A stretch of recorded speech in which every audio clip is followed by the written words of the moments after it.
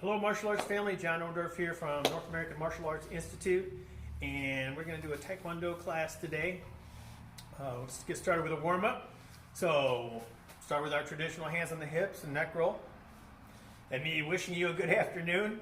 Hope your afternoon is going well, and your evening goes just as well, if not better. Take the head up and down. And turning left and right. So we're going to do kind of a brief warm-up today, because we're going to focus quite a bit on hand technique. I've had a lot of questions about it. Let's jog in place. So 90-some% of what we do today is going to be focusing on hand technique. So we've got a little different camera angle for you today, so I can get in up and close and run through correct striking positions with the hands and the body, rotation, and so on, okay? So kick the feet forward.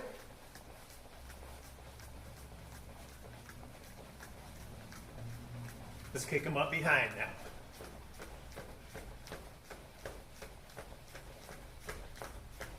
We're going to do a little block and front kick. We're going to alternate sides. Body block, front. Turn the shin out a bit for that side body block. You can set the feet down in between the block and the kick.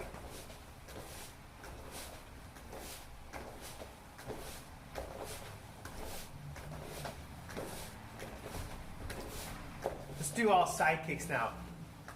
Right from where we're at, just kicking out to the side. Doesn't have to be a full pivot side kick right now. Just one to warm up the body. We're not kicking up real high.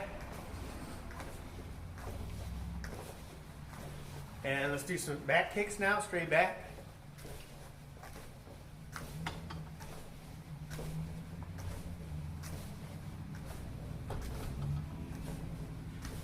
And just left leg round. Let's do about 10 of them. Ready, set, go. 1, 2, 3, 4, 5, 6, 7, 8, 9, 10. And other side. 1, 2, 3, 4, 5, 6, 7, 8, 9, 10.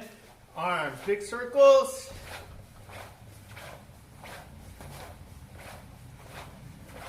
And let's take in the other direction.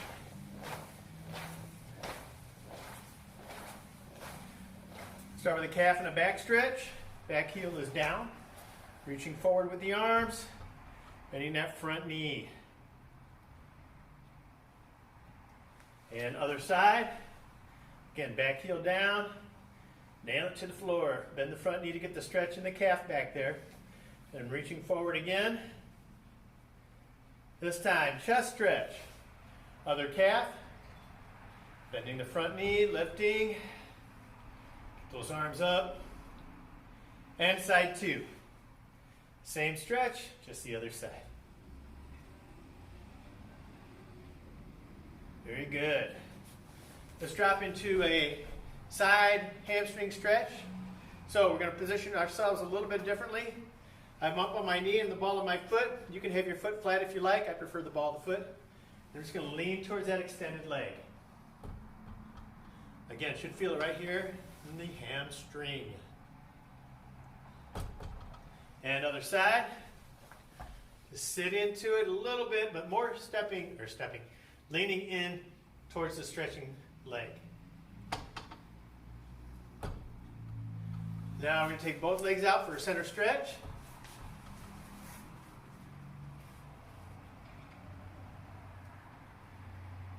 Push back into that stretch.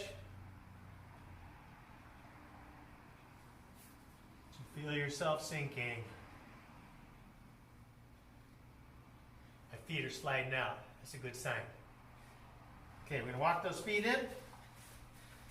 Bend the knees, roll the hips forward, and stand all the way up, okay? We're going to go into flags right now, so we'll go to ready position. Chariot, Kinye, Boro, Hanjo, Mokyo.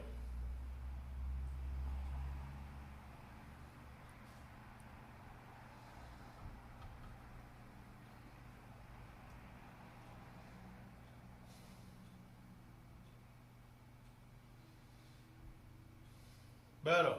They're set. Chariot. Kinye. All right, my friends. So, first things first.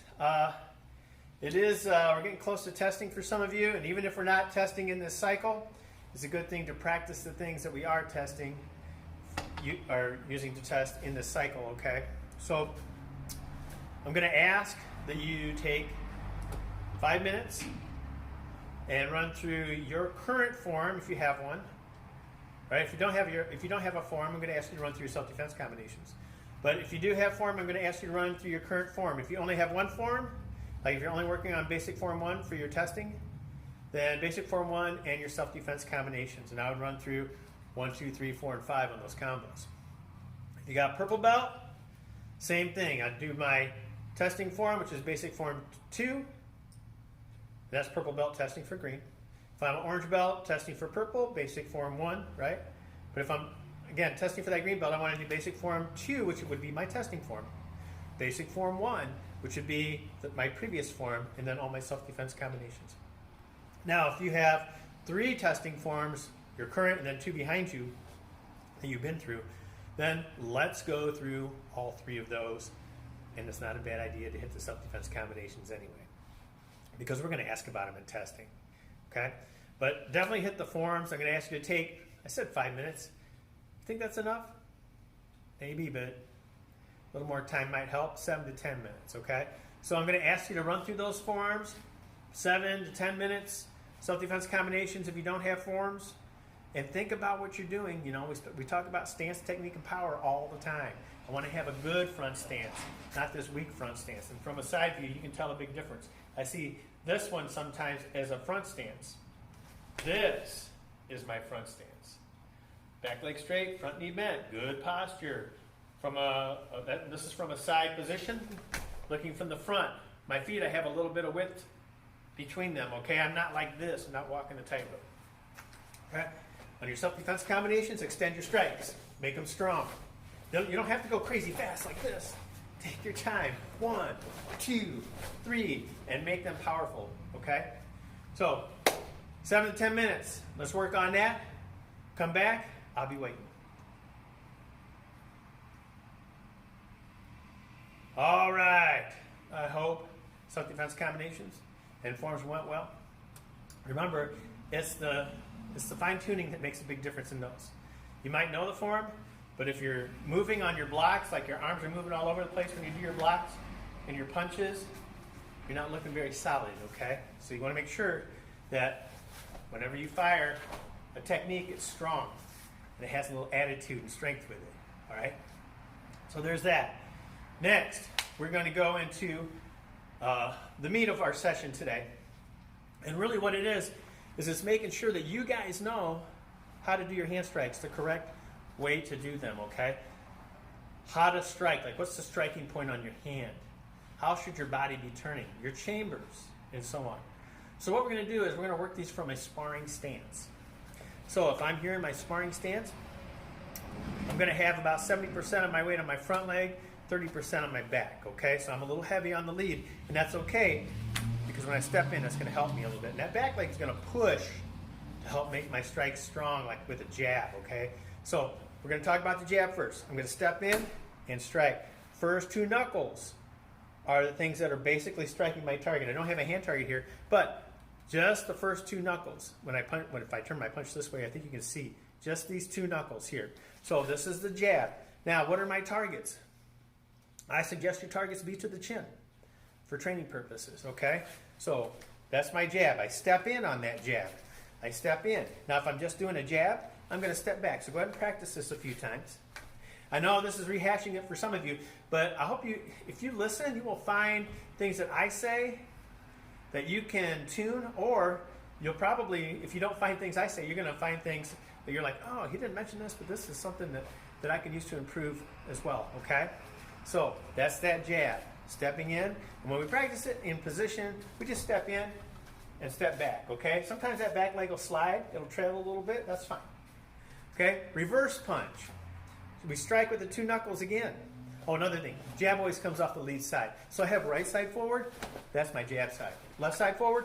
That's my jab, okay? So reverse punch. Straight out, straight back. Now, watch the hip. That's where the power comes from. That's where I want my strong side back. If I'm right-handed, that's the side I want to spend or usually half back, okay? Probably is left side strong, left side back. Some of you it varies. For me it varies, okay? So you have to get a feel because you might be stronger with right side back on a straight punch, but maybe your left hook is stronger than your right hook. So things to test and to work on adjusting to, okay? So reverse punch again, straight out, first two knuckles strike your target. Tip of the chin is an excellent target. Back heel is up. Now pay attention to how far it is up. It's not way up. I don't want to have it way up in the air. So when I throw that punch, I don't want to have it back a little bit. I don't want to have it like this. That's too high. Also, you got to watch your toes. Sometimes I see people roll onto their toes. Dangerous. Dangerous for your toes. Okay, we want to keep the ball of the foot down and rotate that hip forward as we throw that reverse punch. Okay? So, we have two punches. We're going to do another punch, an uppercut punch. So, with uppercut, we're going to work it off the lead. Drive. My legs are creating the power with this punch. If you watch from here, you'll see me drop down and bring that punch up. Punching to the bottom of the chin. Again, first two knuckles. Here.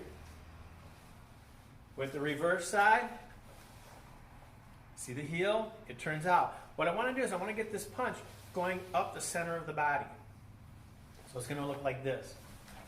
Okay?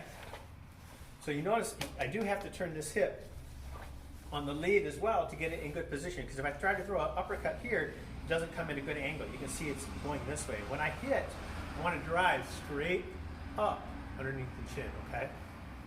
So again, lead, turn, and drive up. That heel comes up, reverse, same thing, drive up. So those are your first three punches. Here's what I'm going to ask you to do. I'm going to ask you to put those in combination. So I have jab, cross, what's that other punch? Uppercut. So those are three punches. I'm going to ask you to practice them in combination. You can play around with that. 1, 2, 3, or maybe I go 1, 2, 3, okay? But you got two straight punches and an uppercut. Doesn't matter if you're working from lead or reverse position, on the uppercut. I'm going to ask you to practice that for a few minutes. 4 minutes, 5 minutes. I'm going to ask you to get in a decent number of repetitions for the set. So I got 3 punches, maybe 30 reps would be good. But don't get in a hurry.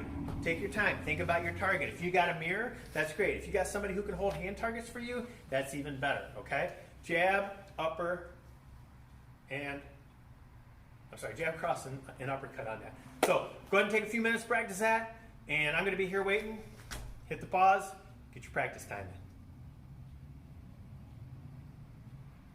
in. All right, I hope that combination went well for you.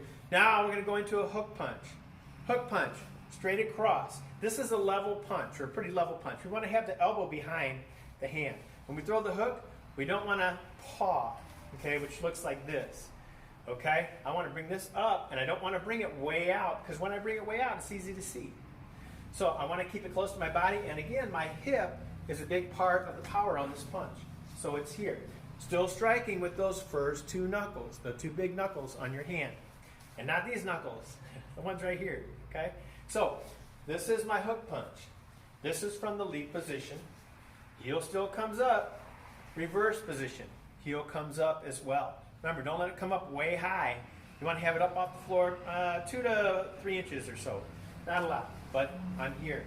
So facing you, when I do this, and I didn't say anything on the uppercut, and I should have, when you do the uppercut, don't punch any higher than about your eye level, okay? That's usually that's usually striking to your target, assuming the person is about your height that you would be striking, okay? So with the hook to the shoulder. So I want to go just about to my shoulder, so I'm driving through enough to have good power on the hook. 1, 2, 1, 2, 1, 2. That's a good way to practice that hook. And you can see a lot of this comes from the shoulder, but not all. Hip needs to lead. 1, 2. Think of it like this. Hip first, and this follows, and gets faster than the hip. Okay? And straight across, when we do this hook, we're doing what we call a close range hook. So I don't want to bend my arm too much. Just about a 90-degree angle here. I can make it a longer hook, and I'm not saying don't practice that, you can. But this one, I'm reaching out a little bit more, and you can see thumb side up, like I'm holding my coffee mug here. But I'm still trying to strike with those first two knuckles, okay? So that's a long hook. This is the short hook or close hook. So there's the hook punch. Next, palm heel strike. Goes in just like a jab. Same footwork, same rotation of the hip, but the fingers are up. I'm striking with this part of the hand, not the thumb side. Okay, the pinky side, and it's right here where you can feel it solid. It's not up here when we start getting close to the pinky. Okay, because if I hit there, there's a good chance I'm going to break something. So straight in, straight in. Now, like I said, just like a straight punch, you can step with it off the lead side, but straight in on those strikes. It almost feels like a knife hand when you hit, but it's not, okay? So those are the palm heels. Last one on this set is ridge hand. So with the ridge hand, what we're doing is we're striking right about here. And on that strike, we got to be careful because there's soft areas. I don't want to hit where the thumb is, because if I hit where the thumb is, I'm going to hurt myself. I want to roll the hand over a little bit and strike right about here, okay? So I'm hitting like this. Now I'm going to tell you, with the ridge hand, it's not something I would use to hit a hard target.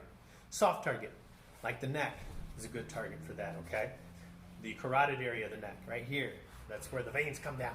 That's a good place to hit, okay? So we've got these three strikes. We've got our hook punches, we've got our palm heels, and ridge hands. You can do a ridge hand from reverse or lead. This is the ridge. Oh, another thing on the ridge, extend out as you throw. I don't want to bring it way out here and have it extended, because number one, it makes it easy to see. Number two, I'm losing a little bit of whipping power, okay? Or speed, I should say. It's nice if you throw it like this and then turn the hip into it, just because it really disguises the strike, okay? And actually, you know what, I'm going to retract some of that there for a second. You know, when I bring this out, it does make it strong, but you see it coming a mile away, okay? So, sneaky ridge. And as you're coming out, you turn it over, because you want it to look like a straight punch. And then it just comes to the outside a little bit. On this side, okay? So you got three strikes: hook, palm, heel, and ridge. I'm going to ask you to practice those. Take a few minutes to practice them. What do we talk about? 5 minutes, whatever. And get some reps in there. And feel free to mix them up. Don't do them the same way all the time. I don't want to do palm, ridge, and hook punch all the time. Okay? I want to do it a few times to get comfortable with it, but also I need to make sure I switch it up. So take some time, practice those, hit the pause. I'll be waiting for you. All right. Last one we're doing with this is we're going to do what we call a knife hand. There's two types of knife hands: outside in, inside out. And this is the karate chop, right? So with this, striking here, right here, I don't want to strike with the wrist. That's not what I'm hitting. I'm hitting here with the edge of the hand, right on the edge. So I'm striking like this with the outside in. Now I can do it outside in from lead or reverse. Inside out crosses the body. So inside out, sometimes I might want to take a step with the inside out and chop. Carotid, like we were talking about before with the ridge hand, again, soft target area here. So outside in knives, inside out knives. When I do the inside out, I chamber above the shoulder. So 1, 2, and also that step makes a big difference, okay? At least off the lead side. Reverse side, it's a little trickier, okay? Because you're going to rotate that hip and then snap it back a little bit. But the lead side makes an excellent knife. So that's inside out knife hands and outside in knife hands. Now, back fist. There's a bunch of, or I want to say options, but there's a bunch of ways to do a back fist. We're just going to cover two. Horizontal back fist, which basically is a temple strike, but it can be a nose strike too. We like to focus on the temple with it. Again, first two knuckles here, and striking just like this. I'll get a little closer. You see how there's a little angle to the hand. I don't want to strike like this, because now I'm going to be hitting here first. I want to strike with these two knuckles, or just that top knuckle first, depending. Okay? So here, that's my horizontal back fist. Over the top back fist, like so. And this one, I'm going to the nose. And there's a little arc on this one. And stepping in off that lead side makes it strong. Or you can fire it from the reverse as well, or even step through but you can do that with a lot of the strikes that we've talked about today. But those are some options with that back fist. Just make sure you get a good chamber, whether you're doing horizontal or over the top, okay? So, back fist, knife hand. We got one more, fingertip attack. With the fingertip attack, when we do it in a traditional fashion, it's here. And what we're doing is we're striking with 3 fingers. And what we do is we try to get those fingers so that they're striking close to the same time here. So there's a little bend that needs to take place. And by the way, guys and gals on your forums, when we do knife hand, this is really how it should be, okay? Now, I'm saying that and I just got myself. Thumb, I went in with the rest of the fingers, okay? I focus so much on this. But fingers all together, okay? So when we do knife hands here, same thing, fingers all together. Some people put the thumbs here. Some people like to bring them in a little bit more. Whatever works for you is fine. Just make sure you keep those thumbs in. So, fingertip attack here. This is a blocking position for the other hand. So, I'm just protecting the elbow with this type of strike because it's a direct strike, it's a low strike, it's easy to get blocked with the inside out. So, this is a traditional way to do it. You don't have to do it that way. You can do it as a spear horizontally as well. If you're doing it in testing mode, we're going to ask for this, all right? But you can also fire in like so, okay? And trying to get those fingers together, all right? Those 3 middle fingers. So you have spear hand, you have knife hands, you have back fist. I'm going to ask you to practice all of these. Same thing, 4 to 5 minutes. Get in some serious reps, mix them up. As to how you put them together. I'll be standing here waiting for you patiently. So hit the pause and we'll see you in a bit. Okay. I hope all those hand techniques went well. How many did we cover? We covered a total of 9. So those things are super duper important. We're going to do a little bit more. We are going to engage the lower body a little bit with this. So body block. I'm a big fan of the body block, even in self-defense. Sparring as well, and a body block. We've talked about it in a couple of the sessions that we've done online. I've been doing it more since we've been doing it, doing these classes online, just because. But it really is a nice, protective, defensive kind of positioning, all right? And that's where the knee comes up to the elbow. Remember, that block can come out in front, it can go out to the side, it can be on a 45-degree angle off your hip line. So it can be 1, 2, or 3, okay? And we're just taking the knee basically up to the elbow and creating a wall to protect ourselves. And that tends to work best against circular type techniques like a roundhouse kick or a hook punch. But if somebody comes into you from an angle, it can work there as well. So, big fan of this. The body block. And what I'm going to ask you to do is I'm going to ask you to do 3 of the strikes that we went over today. Jab, upper hook, ridge hand, outside and knife hand, fingertip attack, whatever you like, okay? But I'm going to ask that you practice body block, 3 strikes, okay? I'm going to ask that you go ahead and do that. I'm going to ask also that you work both sides. I'm just working one side. I'm going to ask that you work both sides with that. So let's take 5 minutes and practice your body blocks with your hand strikes. Make sure you work both sides. And we'll see you soon, okay? Hit that pause.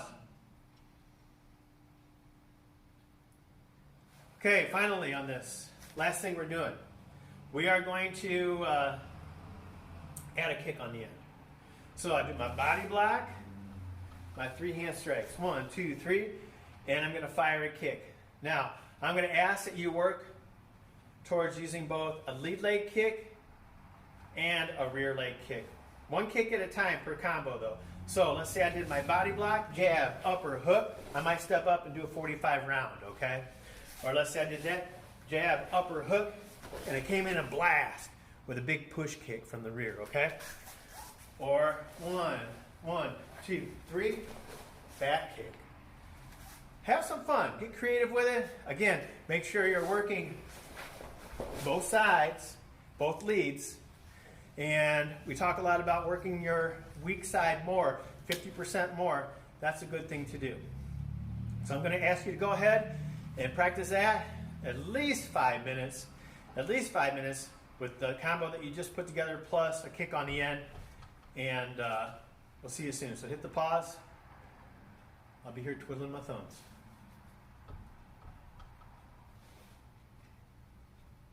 Fantastic. Okay, so I hope all that went well. Masters Club, we've been doing falls. And what I'm going to ask you to do is I'm going to ask you to practice those falls again in a safe place. I am doing them without any kind of mat other than the floor mats here. These aren't that soft. They're not like a crash mat or a rustling mat. But these are okay.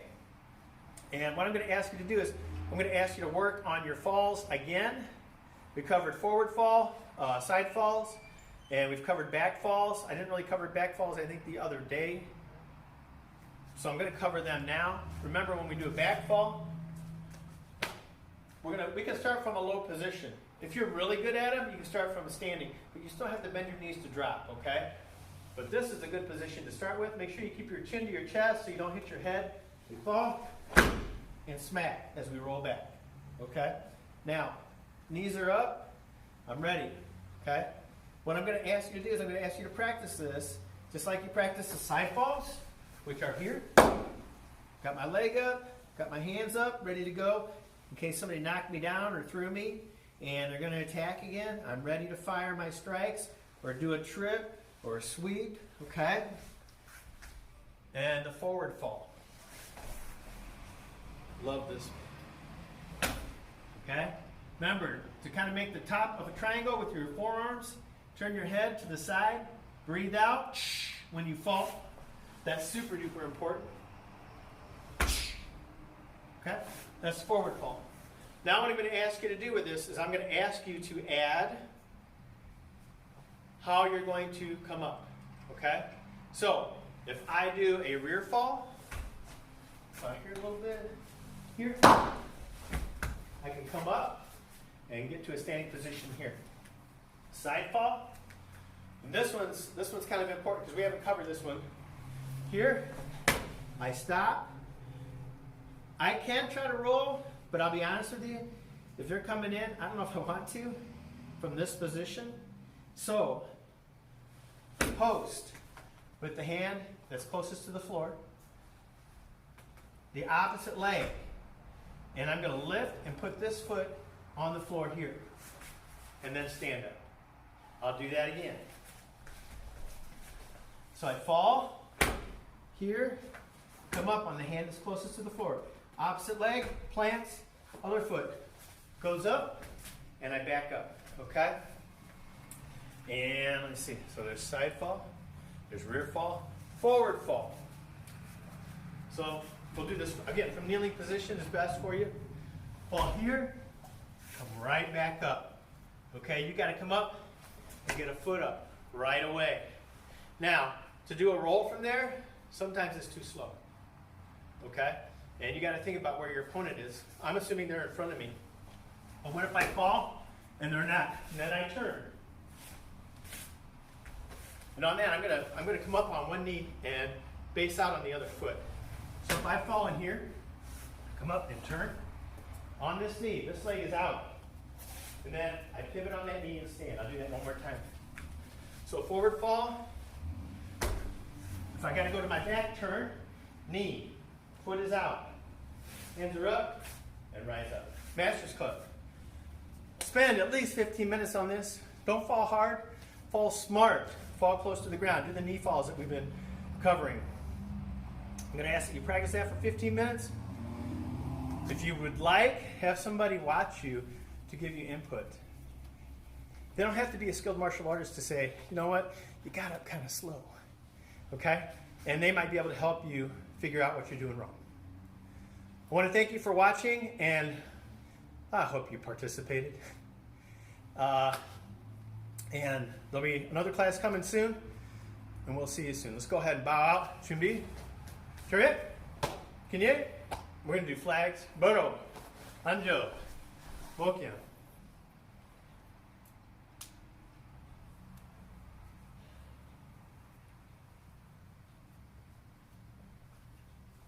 Boro. Everyone set? Chariot. Kinye. Thank you. I hope you enjoyed it, and we'll see you soon. Kamsahamnida.